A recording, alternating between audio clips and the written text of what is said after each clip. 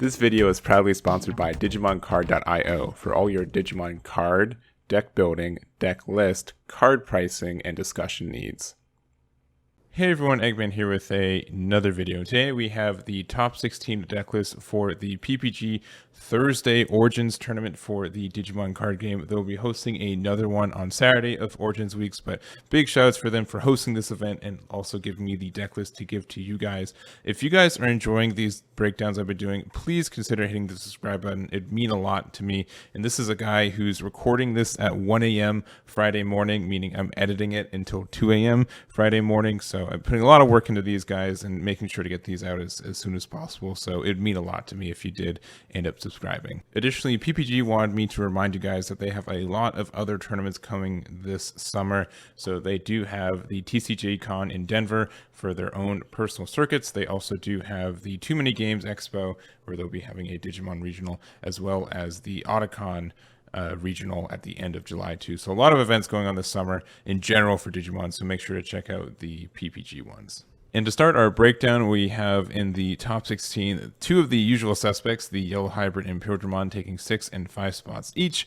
I think most people contend these are probably the best two decks in the format. And very, very consistent, very strong, and you guys have probably played against them and have your own opinions. We also do have the Mastamon and Beelstar taking 2 spots each, which is really nice to see, and a Metal Garurumon taking a spot too, which is one of my favorite fun decks right now in the format. Sometimes it has some consistency issues, but yeah, when it goes off, it really goes off, which is cool to see. So happy to see it get into the top, not only 16, but top 8 with that 7th place finish. So, and real quick, this is a pie chart supplied by PPG. They probably added a couple more slices than I would have done. I think a couple of these could have been lumped together.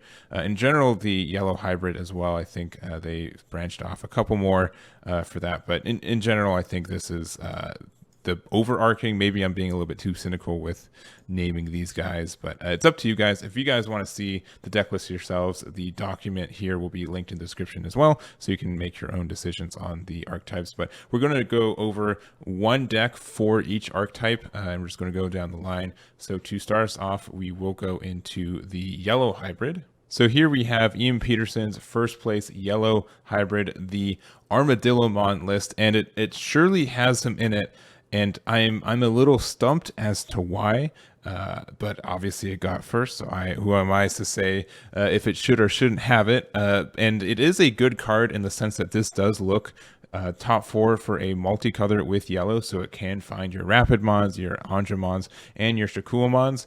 However, that seems to be the extent of this card. And then I truly don't know what the vanilla is doing here. It is a 4K, so that could be just to hit over other rookies and such, but it was a very interesting inclusion from my end. So I'm surprised this is here with none of the Patamons, which is usually paired with the Rapidmons. I'm also surprised if you're already running Armadillomon that you're not running Ophanimon Fall Down mode, so because it can search for that. Instead, we have a big top end of a Dynasmon, a Kazuchimon, a Seraphimon, and a War Greymon. So interesting choices there. And then one Susanamon.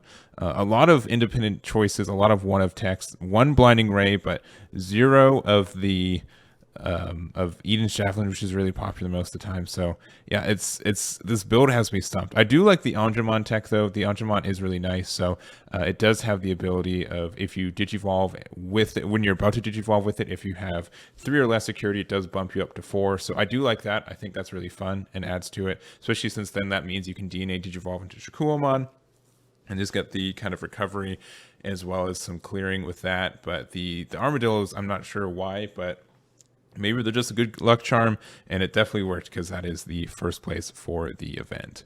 Moving on, we do have just I would say a traditional Yellow Hybrid, and so I did two Yellow Hybrids just because I wanted to kind of look at this one too. This is Neil Matthews, his 5th place Yellow Hybrid list, and it is running more of like this purple package, which is cool, running the Chaos extra card as well as the Karis. And if you're setting up these Karis and you just have like 7 memory or so, or not memory, 7 security or so, this can just be really, really obnoxious. And I can just imagine like you're setting up your Karis, and this deck in general has just been building so much security. And most of the security though is just more hybrids and more tamers, right? So it doesn't have a lot of disruption option. There are some with Eden's Javelin and was Rhythm's Breath, don't get me wrong, but being able to have the Kari, and that just means that every time they try to go for game, they have to have X amount of additional memory, because this Kari can just make it go back to your turn and just be very obnoxious to kind of go into. So I like the tech. I know that this has been happening for the yellow hybrid previously with Kari, to kind of have the purple extra card to wipe him out, but I think it works just as well as just in the deck and having the chaos degrade. So I like the idea, and I thought this was like a little techie version of it too, which is really cool. So that's Neil Matthews' list, and going on to Philip Kong. So this is the second place Beelstar list. And this is kind of the way I've been seeing them kind of go towards, especially just running additionally blue cards for the Cicadas Breath and the Howling Crusher. Both of these are 7 costs, so they can help you do your things. Cicadas Breath can get rid of a lot of cards that have really sticky on deletions and stuff, and just return the hand, which is nice. And just means more good level 7s. And Beelstar definitely like shadows as a like security control deck a lot of the time too, so it's just very, very good. Running the TK as your tamer as well, just so you can additionally get that a tamer out, so you can run the Cicadas Breath or Howling Crusher while it's in your hand, which is nice. And other than that, just the kind of normal stuff we've been seeing. Some Mist Memory Boost be kind of helpful, just because it builds our trash, which can help us get these 7 cost option cards there, so our Beelstar is a little bit cheaper. We have the Impmon to get it back. We have Calling from Darkness to get it back too, and very, very standard. I like these Beelstar lists. I think they're doing well, and it's nice to see that they are doing well in a situation where I thought they would be phased out. So cool to see. Next up, we do have this is Luis Pinto's 6th place Metal Guru. So this is the one I was really excited for.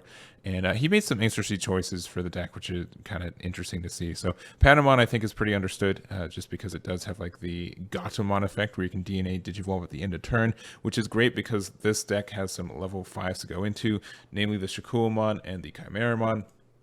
There's also the Vmon for when you have the unsuspend, you get the memory back. So if you're like swimming with Megagarurumon or something like that, or even like a Leopardmon, you can get you can Digivolve into there, and then if you play like a Garurumon to restand it, then the Vmon triggers, so it costs 1 less. And already we're running the eggs as well, so if you play a card from underneath with an effect, you get to gain a memory there too. So all that lets you get a whole bunch of extra memory for what you're doing.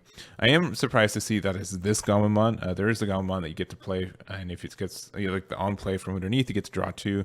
But I get the on deletion memory +1 too for helping you go, though without any of the blockers to put it into. I think like it's just like a really good card to recycle with Chimeramon, since you're able to, if you give it put underneath there and you can swing and it dies, then you get the memory back too, which is kind of nice. We already talked about Aandroidd in the hybrid list, but this is good too. Ankyomon is good, and both these have like good, inheritables too to start your swinging and stuff. Akumamon, we do have a Wergarurumon you can play for cheap and play Davis Office if you need to, and then the Metaguru, and just a bond of friendship too, which this can win the game too with like 2 swings and stuff. Though I am surprised that normally I would say like an Omnimon Blitz would be the call, but there's a lot of interesting choices here, like just a lot that even though like his and mine are like the same archetype, we have like 50% of the same cards. I think the ones that we have, like Patamon, Gabu, Garuru, Aandroidd, and Shakua are about the same, and Chimeramons too, but a lot of different choices, which are really cool to see. And I'm happy that this list is doing well. I'll probably have to test it myself in the next coming weeks. And then we do also have Andy Zhang's 7th place Mastamon list. So this is looking a lot like Humans list in a lot of ways, especially I think the main difference, because I literally just put this deck together the other day. It took out 1 purple memory boost, I believe, for an Aandroidd, and there's like one more thing that was changed, because the Aandroidd is the tech choice in this, and took out the Chimeramon. Yeah, took out the Chimeramon. So this is 40 out of 50 cards for the list that Human ran, and it's very good. It's a good list, and but it is very, very, very, very particular. But I do like the idea of the Aandroids. I'm just finding it myself that there are not enough level 4s in the deck sometimes, especially when you have inheritables for Candlemon and Salamon. You do kind of need something on top of it, so I think that's an okay choice for you. And in general, I don't know, Mastamon really works when it really works, and it's a terror, but sometimes it just breaks very, very hard. So, but this is Andy's list. Congrats there, and congrats on getting your top 16. And then the last list we're going to talk about is Alex Herter's 8th place in Fearofdark. And I think Fearofdark has a lot of, I don't know, it's probably about the same spot as Yellow Hybrid, where about 40 of the cards are already understood. Mostly people have their own philosophies on which VMons to run.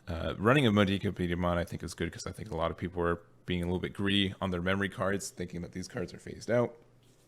And then we also have the Shivamon at 1, which I think is better than a Nidhoggmon in this format too. I don't think Nidhogg does as, like, there's not a lot of wide boards going on, so having the Shivamon come out, especially if you do it for cheap with hidden potential discovered, make your opponent not able to run any option cards and then get that passive destruction of their security. I think it's a cool tech. I like the idea, and I can understand, like, if this could do some action, especially like if you're playing it like Beelstarmon or something like that, there could be some big things for it. So like the card, like the addition, and I think it's fun. There's some cool choices in this list too. But that is going to be it for us.